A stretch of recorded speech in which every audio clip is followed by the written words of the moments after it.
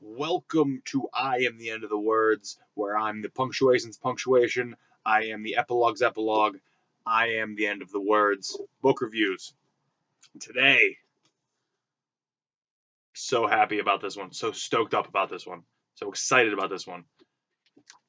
South Village by Rob Hart, the third installment in the Ash McKenna series.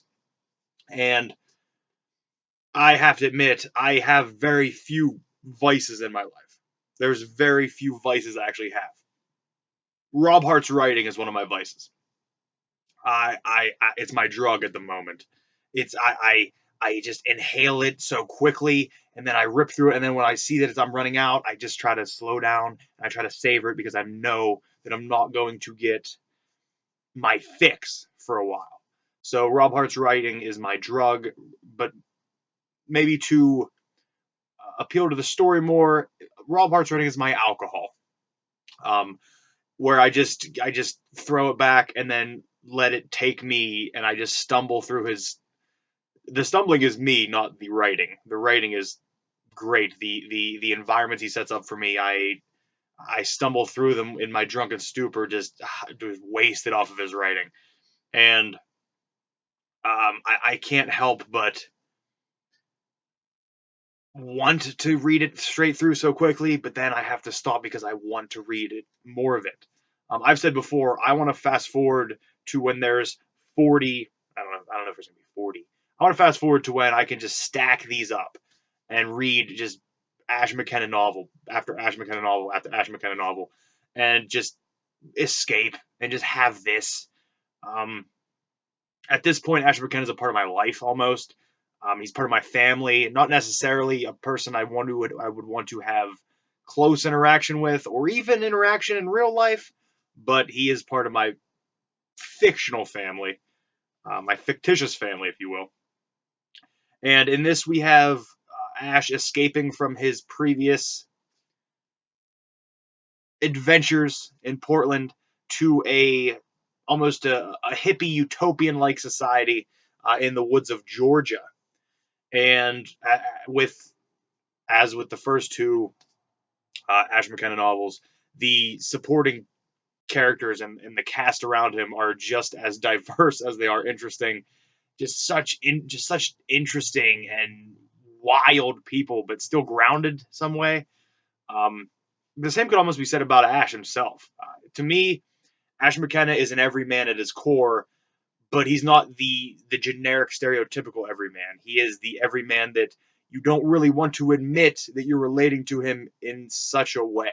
Uh, some of the things he says, some of his internal dialogue, which by the way is some of the most real internal dialogue I think I've ever read. It doesn't seem as a stretch. Anything he says does not seem a stretch to me. It seems logical, and that's the next step to go to. Is that me and my head being fucked up? Am I just uh, kind of relating with him a bit? Maybe that's true. But I think his internal dialogue is just so perfect that it lends itself to be maybe even guiltily compared to yourself. Um, I mentioned the diverse cast of supporting characters in this, but the most prevalent supporting character would be Ash's alcoholism, which there's almost more story derived from that than there is the actual mystery and problems going on in this commune, and it's very trying for somebody who's had. I haven't had alcohol problems, but there's definite alcohol problems in my family. Reading this, it hit home a bit, and there's some. It seems that maybe Rob himself knows a little bit about alcohol, as I actually said in when I reviewed. Well, I didn't do a video, but when I read New York, he knew a lot about. I think it was whiskey or scotch, some alcohol. He knew a lot about, and it's it just shows you how much I've invested myself in this when I'm being affected by somebody else going through an addiction. Um, I I savor every page of this. I love what's happening. This book also comes at you in a different way than the first two did. This one actually opens with you knowing to a point how it's going to end and what's going to happen. It opens up with him basically saying he's leaving in a week. Like he's gone. He's heading to Europe in a week.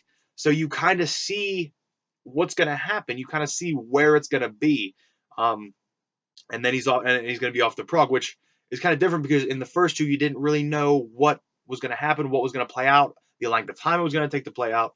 This one you kind of had a strict guideline for what was going to happen, although it didn't necessarily follow the guideline in my mind. It's still crazy to me the shit that goes on, and I can't express enough how much I enjoy these books. I can't express enough how much I appreciate Rob Hart's writing. Um,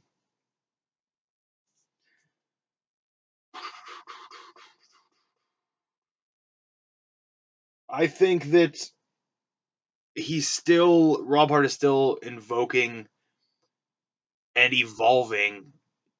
Didn't want to use either of those words together.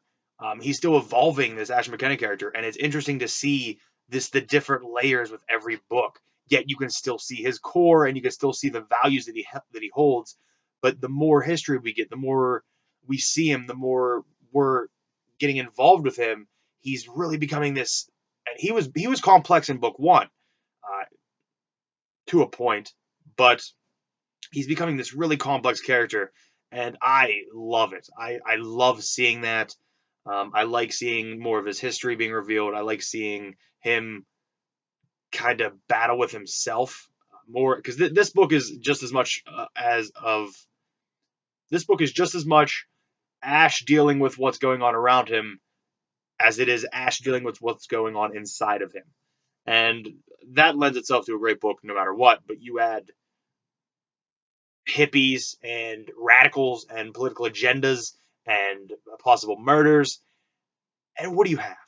Greatness. You add some alcoholism. It's going to be a great book. I recommend South Village. If you haven't read any Rob Hart, please pick up New York, which is the first book, and City of Rose, which is the second book. New York takes place in New York. City of Rose takes place in Portland, and this takes place in the woods of Georgia. And the next one will take place in Prague. So that should be fun. I can't wait for that. But like I said, I read to about here, and then I realize, oh boy, I don't have much left. And I slow it down because I want to savor it. I want to just chew on it. I want to just keep it in my mouth and in my head as long as I can. I love Rob Hart's work. I really do. It's always fresh. It's always different. It's always down to earth yet fantastic. Um, I can't say anything else other than read this. This book to me,